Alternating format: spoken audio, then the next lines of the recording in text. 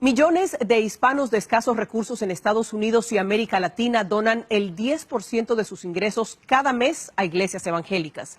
Gerardo Reyes de Univisión Investiga nos habla de la controversial manera en que manejan estos dineros los magnates de Dios. A ti solo serviré. Gracias. Sé que hay ángeles a mi servicio. Amén. Manejan el dinero de los fieles sin control. Entraban en hora del día, que nadie se diera cuenta, iban con el pastor, abrían el púlpito y sacaban los dineros y se los llevaban. Sus iglesias no tienen que rendir cuentas de los ingresos al gobierno. No, el IRS no hace absolutamente nada de eso. ¡Profetizar! Convierten los cultos en actos de circo. ¡Ah, ya me acordé! Y hay una línea de poder de Dios. Camina y pase. Sus arrebatos místicos no tienen límite. Aunque ya tu miembro viril se haya muerto, si tú tienes fe, dirás muerto resucita, y ese va a resucitar. En sus comienzos pasaban necesidades. Ahora llevan vida de millonarios y compran grandes propiedades de contado en Estados Unidos. Le damos la gloria al Señor. Predican, pero no practican. De todas maneras, sin el dinero no se mueve nada en este mundo. Alabar y glorificar Casi todos están de acuerdo en que el dinero habla, pero hay quienes lo creen literalmente. Quiero que va a poner su billete en su oreja y vamos a oír hablar a los billetes. Son los magnates de Dios, pastores evangélicos hispanos que han convencido a miles y miles de seguidores vulnerables de que en sus iglesias está la solución para todo, para volverse ricos, para lograr lo que sueñan y para viajar.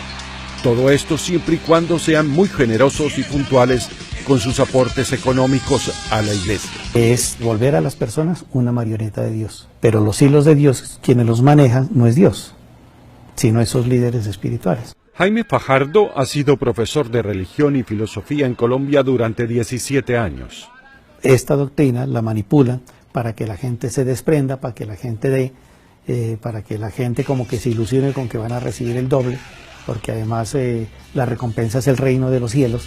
Tomando la promesa del Señor. La estrategia es conocida como el Evangelio de la Prosperidad y se basa en que Dios bendice con riquezas y favores a los fieles que pagan sus diezmos.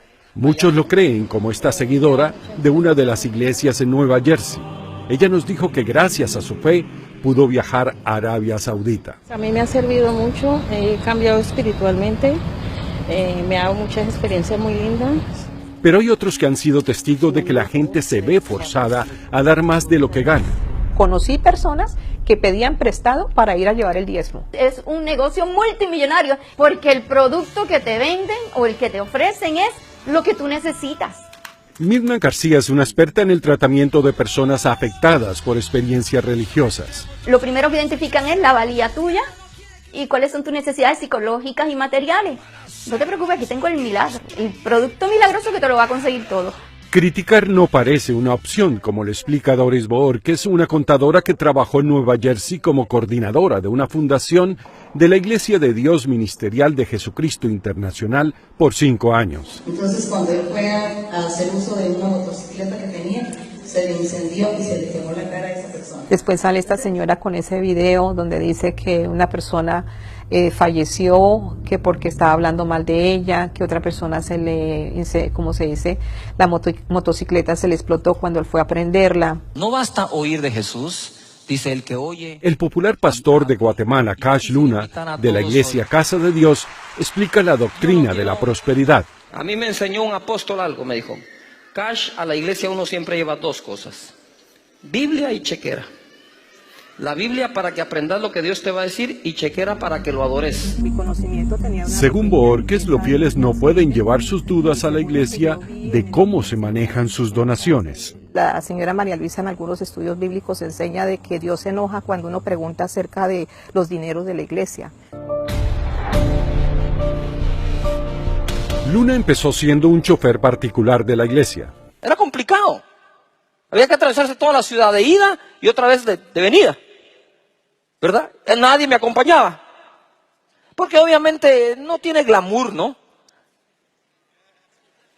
No es glamuroso ser chofer. El glamour vendría después. Un avión privado, una mansión, cientos de voluntarios a su servicio y fama. Hace poco recibimos nuestro tercer premio otorgado por YouTube.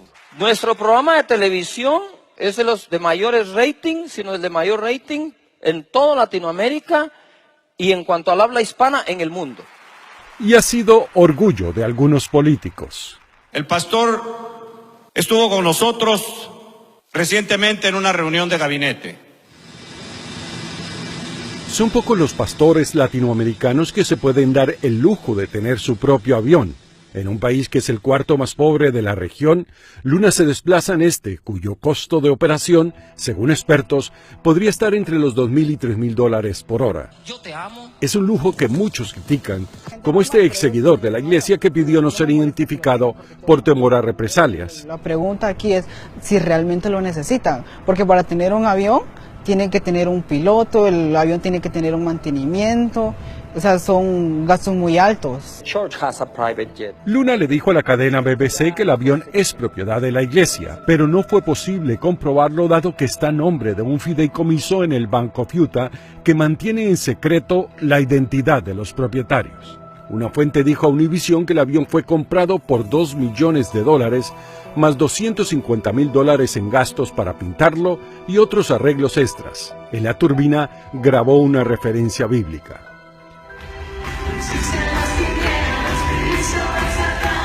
Los seguimos a sus más recientes viajes. Uno de ellos a Barranquilla, Colombia, donde 35,000 personas colmaron las gradas del Estadio Metropolitano con entrada gratuita. La presentación es parte de sus giras Noches de Gloria, en las que realiza polémicas sanaciones y ofrece, según su página, milagros a todos los que lo necesiten. El 19 de octubre se presentó en Ciudad de México. Dale fuerte el aplauso a Jesús. Nuestra reportera Penilei Ramírez cubría el servicio con permiso de la iglesia cuando esta representante de la congregación la expulsó. Ahora quiero la acreditación y que te retires de mi evento. Y si no quieren venir, vamos a llamar a la fuerza pública, a la policía. Argumentó que los fieles se habían quejado de la grabación pese a que se estaba haciendo con celulares. Lamento no poder llevar la historia que te iba a hacer millonaria, rica, te iba a bendecir en tu trabajo. Lamento no ser esa persona. Ojalá que con esto que tengas puedas sacar lo que quieras. O sea, ¿de verdad? ¿Van a ir los guardias con nosotros hasta la puerta del carro? Como si no fuera delincuente. Subí con esa actitud. Vas a ver que va a cambiar todo, hasta el interior. Para Luna su éxito no es producto de simples coincidencias. Es una historia que combina sacrificios y milagros, uno de ellos, según él, la multiplicación de los tacos. Una vez la hermana Tere me dijo, ay, Cachito, me dijo, yo quiero llevarle tacos a esas familias. Y aquí va un milagro que, ahí va. El pastor Cash Luna ha explicado que Cash viene de que cuando niño no podía pronunciar correctamente Carlos, su nombre. Para algunos es un apodo que se ajusta perfectamente a su gusto por el dinero. Gerardo Reyes nos explica. La megaiglesia del pastor evangélico Cash Luna a las afueras de Ciudad de Guatemala se prepara para el culto del primer domingo de octubre de 2018. Bajo este techo, en forma de paloma del Espíritu Santo, estarán congregados en menos de una hora más de 10,000 personas. Entramos como curiosos. Las cámaras de televisión no están permitidas. Cuando el templo está casi al tope, las luces languidecen y el conjunto electrónico oficial da comienzo a un concierto. ¡Cristo no está muerto! ¡Cristo no está muerto! Las pantallas muestran bautizos en serie en una piscina situada al fondo del escenario. 7 cámaras de la iglesia graban todo el espectáculo. Lo primero son los diezmos. El pastor Hugo López recuerda a los fieles que pueden salvarse de muchas adversidades si donan el 10% de sus ingresos. El diezmar trae el poder de librarnos del devorador. Los fieles depositan sus ofrendas, hasta que del fondo aparece la figura del gran líder, el pastor Carlos Luna, quizás uno de los personajes más influyentes de Guatemala y tal vez uno de los más polémicos. Lo que sigue es un espectáculo de fe y entretenimiento. Pregúnteme cuánto dinero me dieron para la gasolina. 0. Y tenía que traer el vuelto. La Casa de Dios, fundada en 1994, es una de las iglesias evangélicas más grandes de América Latina. Tiene estacionamiento para 3.300 vehículos, amplias cafeterías, guardería y librería. Luna promueve la idea de que el crecimiento de la iglesia fue sobrenatural. Y una vez la hermana Tere me dijo, ay, Cachito, me dijo, yo quiero llevarle tacos a esas familias. Y aquí va un milagro que, ahí va. Luna recordó que en esos años estaba conquistando a quien hoy es su esposa, Sonia Luna, también pastora, y quería lucirse con ella al enterarse de que los tacos no eran suficientes. Cash me dice, mira, los tacos no van a alcanzar, por favor, orá. Hay más gente que tacos. Y yo, ¿verdad? Usted sabe que cuando uno va a conquistar, uno tiene que sacar toda la fe del caso. Y me paré y la vi hasta de lado, así me la puse de lado. Y le dije, ve y reparte los tacos. Dios los multiplique y habrán de sobrar. Aleluya. Y solo sale y me tiro al piso, Padre eterno, que es los tacos, multiplica los tacos. Pero mira, según Luna, sobraron 9 tacos y a él le tocaron 2. Pero detrás de este emporio religioso siempre ha estado en el aire la pregunta de dónde salieron los fondos para financiar un templo que costó $44 millones. esta iglesia al día de hoy, bendito sea Dios, no debe un centavo a un banco. Lo pudimos hacer con todo el amor de todos los que estamos acá. Jorge Mauricio Herrera Bernal, expiloto del narcotráfico que asegura haber sido informante de la DEA, tiene su propia versión. Según él, la obra recibió dinero de la narcotraficante guatemalteca Marjorie Chacón Rosell, conocida como la Reina del Sur. ¡Crea los profetas! El piloto colombiano afirma que en alguna de las reuniones con ella estaba Cash Luna. Básicamente estaban hablando de entregas de dinero porque el pastor del Cash Luna decía que necesitaban ya empezar a construir y avanzar la obra. Herrera aclaró que Luna no se inmiscuía en cuestiones de narcotráfico, pero sabía que él era un piloto al servicio de un cartel colombiano. Él sabía que venía un piloto de narcotráfico a hablar con ella, sabía que Marjorie era una narcotraficante, él sabía absolutamente todo. Nosotros estamos parqueados. En 2010, según él, se infiltró como informante de la DEA en la organización de Chacón. Es la primera vez que da una entrevista sobre este tema. Joaquín Pérez, quien fue el primer abogado de Herrera en Miami, le dijo a Univisión que puso en contacto a su cliente con la DEA. Herrera asegura que grababa las conversaciones con una cámara oculta. La DEA me dio la cámara para hacer estas grabaciones. Marjorie Chacón entonces se presentaba en Guatemala como una inversionista con conexiones con la vicepresidenta del país, Roxana Valdetti. Ella era una mujer sin problemas, se movía por la alta sociedad. En realidad, Chacón era una poderosa operaria del narcotráfico y el lavado de dólares en Centroamérica, según una acusación federal en Miami. Chacón se declaró culpable. Fue condenada a 12 años de prisión. Amén. La iglesia fue inaugurada 2 años después de la acusación por el presidente de Guatemala, Otto Pérez, quien purga una condena por corrupción. Y hoy estamos disfrutando en Guatemala de una de las iglesias más grandes del mundo. Los rastros de la cercanía entre la mujer y Luna aún están a la vista. Estas imágenes muestran a la izquierda la casa del pastor y a la derecha la de Chacón, al norte de Ciudad de Guatemala. ¿Y para entrar tenían un portón común o puertas diferentes? El mismo portón, solo que tenía micrófono diferente, como intercomunicador, para la casa de él y para la casa de ella. Este hombre sostiene que la relación de la narcotraficante con Luna iba más allá de la de ser vecinos. Recuerda haber llevado dinero de Chacón a la casa del pastor y de ser testigo de la relación entre Luna y Chacón, por lo que pidió no ser identificado. ¿Qué cantidad de bolsas vio que le entregaban con el dinero a Cash Luna? Una como medio costal por ahí. Según él, Chacón se quejaba de que Luna estaba siempre pidiéndole dinero.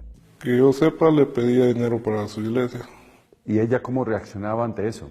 Que hijo de la gran p***, cada día quiere más porque él le pedía conforme a lo que ella tenía o ingresos que ella tenía. Luna no fue acusado en Estados Unidos. Ningún documento público del expediente de Chacón menciona su nombre. O sea, él en la tarde no nos puede recibir. Univisión envió un cuestionario al pastor Luna a través de su relacionista pública Marley de Armas. Después de un mes, la vocera respondió.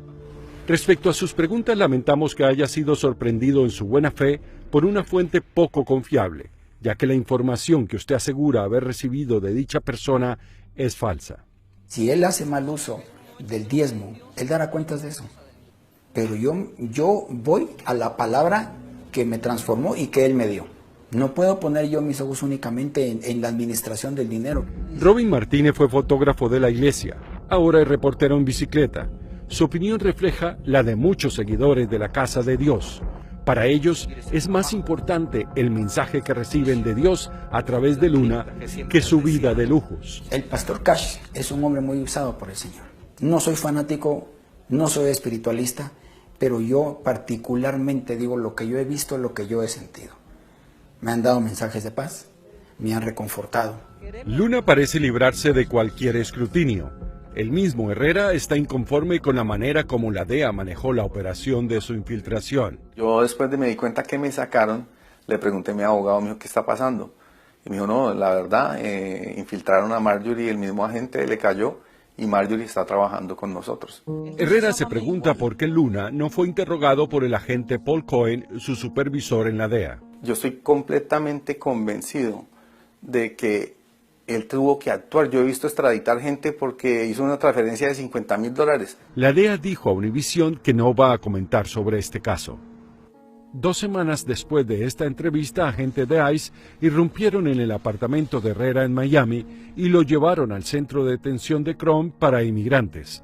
Semanas más tarde, una juez ordenó su deportación a Colombia, donde él dice que teme por su vida. En cuestión de 10 años, la pastora María Luisa Piraquive, líder espiritual de la Iglesia de Dios Ministerial de Jesucristo Internacional, y su familia multiplicaron visiblemente el patrimonio en Colombia y en Estados Unidos. Ahora, ese incremento es objeto de investigaciones de autoridades colombianas, como lo explica Gerardo Reyes. Buenas tardes, hermanos, hermanas, Dios les bendiga. María Luisa Piraquive asegura que tuvo un sueño con Jesucristo durante el juicio final. Él estaba escogiendo las almas o las personas que iban para el cielo y para el infierno. Y cuando ya él vio que yo lo estaba ahí mirándolo, me dice, ayúdeme a escoger las almas para el reino. Piraquive entendió que este sueño era un designio divino y se proclamó directora vitalicia de la Iglesia de Dios Ministerial de Jesucristo en 1996, tras la muerte de su marido. Priscila Angulo, una abogada colombiana que hoy es una de sus más aguerridas críticas, recuerda la nueva etapa. Cuando fallece don Luis, la señora debe registrar la iglesia y le agrega la palabra internacional. La iglesia se expandió por 47 países. En 2014 se preciaba de tener 2.5 millones de fieles. En Estados Unidos cuenta con 90 sedes en 25 estados. Recientemente inauguró un megatemplo en Atlanta y en Bogotá se construye otro. Tienen templos en lugares tan distantes como Nueva Zelanda, Rumania y Emiratos Árabes. All of us here in Dubai, the United Arab Emirates, send you our love and best wishes. Estamos aquí reunidos. El crecimiento de esta iglesia ha sido proporcional a los escándalos que la han rodeado desde que Piraquive empezó a dirigirla. Una larga lista de fieles, incluyendo miembros de su familia, han denunciado fraudes y engaños ante la justicia y los medios de comunicación. La iglesia ha ganado varios casos y ha logrado la corrección de artículos en los medios, pero algunas dudas prevalecen. Según este reporte de la Fiscalía, enviado en septiembre a Univisión, Piraquive y otros directivos afrontan una investigación por los delitos de lavado de dinero y enriquecimiento ilícito. Jamás en la vida, es que yo ni sabía qué era lavado de activos. A mí me tocó preguntarle al abogado, explíqueme qué es lavado de activos, porque yo no entiendo eso. Yo, realmente como persona, yo soy una niña inocente de muchas cosas malas de la vida. Priscila Angulo no cree en la niña inocente. Ella recuerda un episodio que tuvo con uno de los directivos de la congregación, Carlos Baena, quien hoy es viceministro de Relaciones Laborales de Colombia. Y empecé a llorar. Y yo le dije, esto era lo que yo necesitaba saber. para darme cuenta que esto no es de Dios, para darme cuenta que ustedes de Dios no tienen nada, que ustedes son unos estafadores de la fe. Según ella, Baena le ofreció un automóvil para que no se quejara más de la iglesia. Vamos ya, compra una camioneta donde usted la quiera, el modelo que quiera, y usted vuelve a ser la misma persona. Los cuestionamientos más frecuentes a la iglesia tienen que ver con el enriquecimiento de sus directivos y el manejo de las donaciones. A finales de los 90, Piraquive, quien había sido costurera, vivía en una modesta casa de este barrio de Bogotá. Esta casa era la casa donde vivían María Luisa, don Luis y sus hijos en el año 96. En 1999, la iglesia le pagaba un sueldo mensual de $186, según declaró a la Fiscalía colombiana su sobrino, Oscar Bedoya. 10 años después, Piraquive se daba el gusto de comprar esta mansión de Weston, Florida, por $1.8 millones y de regalarle a sus hijos otras costosas propiedades. La casa de Piraquive tiene 6 habitaciones y 6 baños. A una milla de esta residencia está la casa de $1.6 millones de Perla, su hija, y el esposo Oscar Carrillo, ambos muy activos en las finanzas de la iglesia.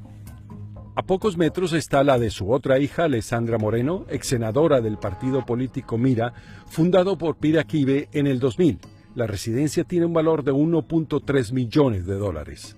Y en una ciudad cercana, el apartamento de su hijo Iván Darío Moreno, evaluado en $310,000. Su mamá se lo regaló a cambio de que dejara de hablar mal de la iglesia, según una denuncia ante la fiscalía que fue archivada.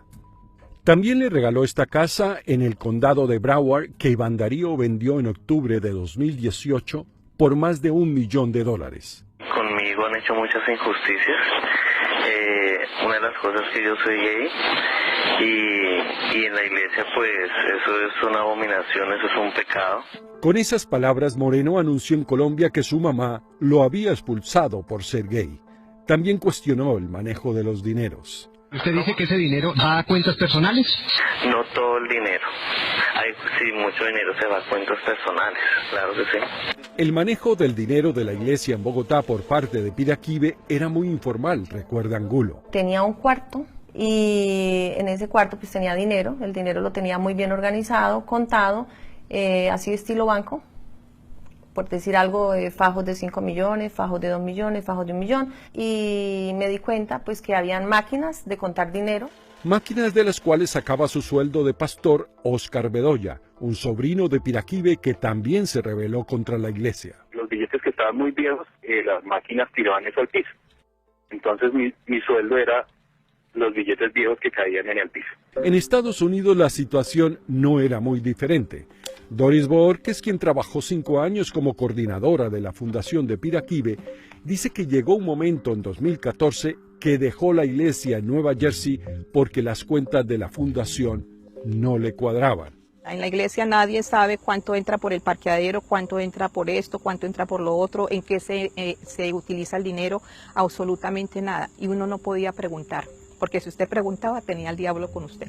En nombre propio y sin abogado, Borges demandó en Nueva Jersey a Piraquive y a una docena de familiares y directivos de la iglesia por fraude, prácticas engañosas y lavado de dinero. Un juez desestimó el caso este año. Piraquive se negó a hablar con Univisión.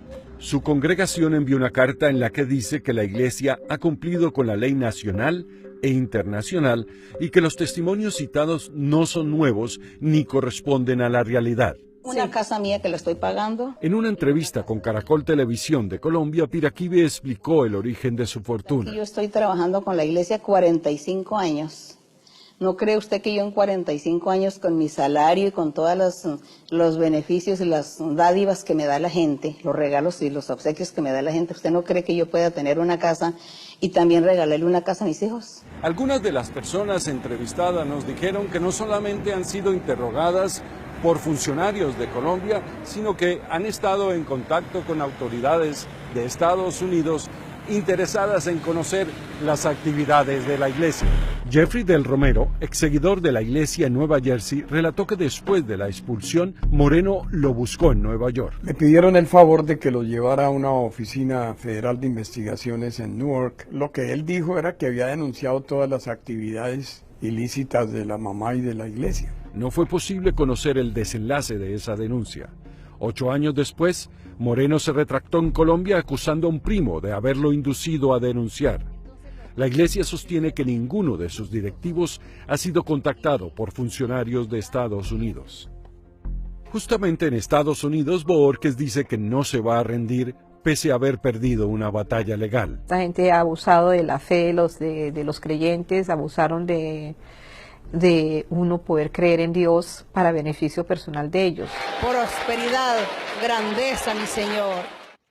La iglesia de Piraquive le dijo a Univisión que ante la ausencia de pruebas de sus acusaciones, Priscila Angulo ha acudido a desacreditar autoridades colombianas y de Estados Unidos, adjudicándose una condición de víctima que en realidad no existe. Acusaciones de discriminación, persecuciones, campañas de descrédito, intrigas familiares son algunas de las crisis en la última década que ha tenido que afrontar la Iglesia de Dios Ministerial de Jesucristo Internacional. Gerardo Reyes de Univisión Investiga hace el inventario. Hay gente que llega a la iglesia sin un ojo, otros llegan sin un brazo, otros llegan sin una pierna, bueno, con algún defecto físico, ¿no? Y ustedes no pueden nombrar a esa persona como un predicador que se suba en un púlpito. Esta declaración de María Luisa Piraquive en el 2008, pero que salió pública 6 años después, desató una de las peores crisis de su congregación. En Nueva Jersey, Doris Bohórquez, quien era coordinadora de la fundación de Piraquive, le hizo el reclamo a su pastor. Se acerca a mí, casi me mete los dedos entre los ojos y me gritaba y me decía, ¿cómo le ocurre a usted hablar de la ungida de Dios? El libro pastoral, escrito por Piraquive, ratifica el mensaje que causó el escándalo, aunque ella dijo que la habían sacado de contexto. En la página 224 se lee que los predicadores no pueden tener defectos físicos. Mirna García, presidenta de la red de apoyo, ha atendido a varios seguidores de esta iglesia. Son testimonios de dolor, maltrato, defraudación. Son justamente los sentimientos que expresa Priscila Angulo al relatar su experiencia. Entonces los ataques en contra mía se volvieron terribles, vinieron amenazas de muerte. Angulo, abogada de profesión, fue una de las fundadoras de la iglesia en el departamento de Santander de Colombia. Llegó a ser pastora junto a su marido y representó en el año 2000 al partido político de la iglesia conocido como Mira. Por 600 votos más o menos no fui diputada del departamento. Entonces me convertí para ellos pues en una persona, digamos, clave dentro de la política. Mientras iba creciendo su importancia, dice que forjó una amistad muy cercana a Piraquive. Se convirtió como en mi madre. Entonces cuando yo le contaba mis problemas en mi hogar, obviamente ella me confió su parte sentimental. Una parte que según Angulo la obligaba a mantener las apariencias de la pesadilla en la que se convirtió su matrimonio. Ella se basaba en que la doctrina de la iglesia no permite que las parejas públicamente den a conocer sus problemas, ni mucho menos tomen determinaciones como divorciarse o separarse, que porque eso no le agrada a Dios. Angulo cuenta que la situación con su marido se fue complicando. Era un hombre promiscuo, tomador de trago, llegaba siempre a golpearme y esta señora, conociendo, me obligó a callar solo por mantener la imagen de que éramos una familia perfecta. Entonces nos vamos a comprometer a cambiar. También empezó a decepcionarse de la iglesia en general. Y a hacer feliz a la demás gente, amén. No encajaba nada de lo que se predicaba con lo que se practicaba. Entonces yo empiezo a cuestionarla en muchas cosas. Se enteró del drama de Liliana Guzmán, una joven de Bogotá, que denunció ante la fiscalía los abusos de los que fue víctima desde niña. Su mamá era pastora. Nos llevaban a esa iglesia y nos hacían ayunar 24 horas cada 15 días, sin comer, sin beber, sin tomar agua. Y fuera de eso nos hacían velar toda una noche, hablando de unas cosas incoherentes y viendo a la gente saltar y estremecerse. Tras soportar innumerables maltratos dentro y fuera de su hogar, Guzmán sostiene que intentó suicidarse varias veces. Su profesor de secundaria tomó cartas en el asunto. Y al ver que Liliana está viviendo una situación tan difícil, ¿sí?, a nivel familiar, a nivel de violencia, de maltrato físico, de maltrato psicológico, de intentos de suicidio, y de ver que no encontraba tampoco ninguna respuesta de parte de la mamá, sino que al contrario, la mamá cuando estaba conmigo también era igual atacándola. Entonces yo decido reportarla ante el Instituto Colombiano de Bienestar Familiar. El Instituto Oficial asumió la custodia de la joven. Liliana posteriormente dice pues que ella no quiere quedarse ahí, porque ve que el ambiente es muy pesado. El día que salió, su madre la recogió. Digo, yo confiaba que ella me va a recibir bien como una madre, y lo primero que hacen es llevarme a una iglesia a darme golpes. El diagnóstico de la iglesia, Liliana sufría de tristeza y debía ser corregida. Era una ceremonia de exorcismo. Sí, era una ceremonia que ellos llaman de liberación. Me liberaban de mis espíritus de tristeza. ¿Y en qué consistía ese ritual? Consistía en unos gritos casi guturales en los oídos, en unos apretones, como te dijera, como estremecimientos del cuerpo. Según Liliana Piraquive dio la orden del ritual. Yo estuve en mi casa y yo la vi delante mío, ¿sí? Y se portó de una manera indiferente, diciendo que era culpa mía. Tras un cuestionado proceso de investigación, la Fiscalía desestimó las denuncias de Guzmán. En el caso de Angulo, el desenlace también fue decepcionante, según ella. La iglesia la culpó de la crisis de su matrimonio. De sus 3 hijos, 2 se quedaron con su padre y la hija menor con ella. Angulo decidió contar su historia en televisión. Ella dice que los ataques se volvieron más fuertes tras sus declaraciones. Si no se calla, los hijos la van a hacer quedar como lo que es, una adúltera, una prostituta. A los días sus hijos salieron a explicar por qué su madre había sido expulsada de la iglesia. Fue por malas conductas por parte de ella. La hermana María no estuvo de acuerdo con eso. Siempre han dicho los líderes de la iglesia que a mí me expulsaron de la iglesia por conductas indebidas y por infidelidad, cosa que no fue cierta. Todo lo que ha dicho ha sido... Hoy en día sus hijos niegan que ella haya sido víctima de su padre, quien declinó a hablar con Univisión. Recuerdo peleas, discusiones, jamás recuerdo que él lo hubiera golpeado, jamás recuerdo todo lo que vine a leer ya cuando crecí. Retirarme de la iglesia fue un proceso. ¿Por qué? Por la parte psicológica. Yo sé que los que de pronto han salido de la secta me pueden entender. El miedo a los castigos, el miedo a muchas cosas. Basándose en estas y otras quejas, el abogado argentino Héctor Walter Navarro, activista contra sectas religiosas, presentó una demanda contra Piraquive y la iglesia en la Fiscalía colombiana.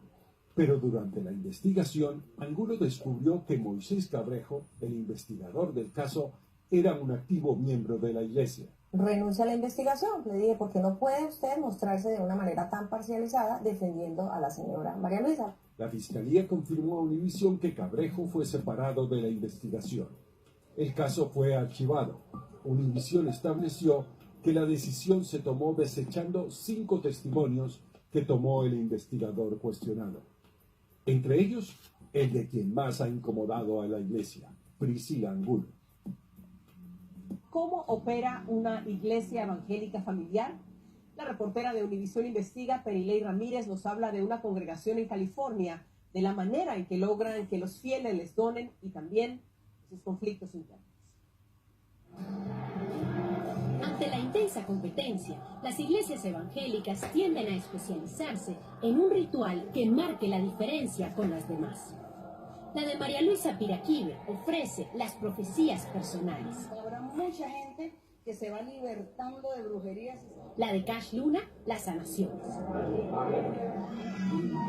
Esta pequeña iglesia de California ha ganado popularidad por autoproclamarse como expertos en sacar demonios. Hania Gastelum, exintegrante de la comunidad e hija de su pastor principal, lo explica. Hay situaciones sobrenaturales que yo he presenciado ahí, que son muy inexplicables. Por eso es que la gente se impresiona mucho por el ministerio de mi padre, porque hacen ese tipo de cosas. Según Gastelum, la fórmula de persuasión se complementa con algo de ambientación. En la hora de reunión te van a presentar un lugar, porque esa es la moda, oscuro, con luces, con humo, con un grupo de alabanza, para lograr, si se puede decir, manipular tus emociones. ¡Suéltalo en el nombre de Jesús! El momento que te tienen quebrado llorando, es en el momento que te meten la mano en el bolsillo. Usted va a recibir. En el nombre de Jesús, esto es solo un símbolo. El costarricense Andrés Zamora es líder y fundador de esta iglesia. Asegura que cada domingo asisten en promedio 1,000 personas a su culto religioso. Nadie está obligado a ofrendar, pero los motivamos un poquito a ellos, diciéndoles el beneficio de ofrendar. Esta mujer nos pidió no revelar su nombre por temor a represalias legales. Trabajó como voluntaria durante 5 años en Obra de Orange. Vas a recibir la gente en los taxis, ya vienen las predicaciones, que esto, que el dinero. Entonces, como manipulándola a usted, o para que usted suelte el dinerito, le echan maldiciones. 2 voluntarias de Obra de Orange mostraron a Univisión Investiga cómo cuentan el dinero de la ofrenda al final de cada servicio. Sacan los sobres, separan los billetes por denominación, colocan los cheques aparte y cuentan el efectivo. En promedio, dicen, obtienen entre 15 y 20 mil dólares cada domingo. Los voluntarios y el pastor aseguran que todo va al banco y es reportado al IRS. Yo en el tiempo que estuve sirviendo, yo nunca miré que llegara un banco de todo el dinero que se recoge. Tanto Obra de Orange como otras iglesias similares funcionan ante el IRS como organizaciones sin fines de lucro. ¿Cómo funciona una corporación non-profit? Si hay ganancia, tiene que ser para la misma corporación, que es la iglesia en este caso. No se pueden hacer negocios personales. Según Hania, muchos pastores, entre ellos su padre, no cumplen con esos principios. ¿Cómo hacen ellos para poder comprar casas y carros de uso personal utilizando esta parte de la ley para organizaciones sin fines de lucro? Cuando ellos compran el material, dicen que es para el ministerio. Y no, es para ellos. Entonces ese es uno de los problemas y no hay nadie que los controle. El pastor asegura que ese no es su caso. Mi casa es rentada, sí. No es comprada, no es mía, no es nada de eso, es rentada. Hania dice que en 2008 el IRS se interesó en las finanzas de su padre y abrió una investigación sobre sus cuentas personales, donde él recibe su sueldo de la iglesia. A mi padre se le extraviaron $100,000. No supo decir dónde se fue el dinero y el IRS se dio cuenta. Entonces, ¿qué hicieron? Le hicieron una auditoría. El pastor aceptó que había sido investigado. Tuve que pagar, usted sabe que yo los recibitos y todo, y ahí tengo los recibos de que ya quedé, gracias a Dios, quedé en paz con el IRS, pero si digo que me fue bien porque ya salí, me fue bien porque ya les pagué. La oficina del IRS en California dijo a Univisión que no podía hablar sobre ningún caso en específico. Pero, ¿cómo ganan dinero estas iglesias? Fernando Cordero fue durante 13 años líder de jóvenes en la iglesia Ministerios Llamada Final en la vecina ciudad de Downey, a la que ha pertenecido Obra de Orange. Una gran mayoría de los que llegan a esos movimientos son indocumentados, son gente humilde que recién vinieron, entonces son fácil presa para poder manipularlos, engañarlos, haciéndoles creer que Dios te va a bendecir cuando tú le das dinero. La ofrenda y los diezmos son solo una parte de los ingresos. Hay que tener actividades todo el año, todo el año. Los retiros son otra fuente principal de recursos. En los retiros llegué a mirar que se colectaban más de 120,000, porque cada quien paga 225. En 2015, Andy Zamora y su hija se enfrascaron en un litigio con acusaciones mutuas. Ella dice que no quería formar parte de los supuestos malos manejos de la iglesia. En un litigio judicial, los hijos de Hania quedaron bajo la custodia del pastor.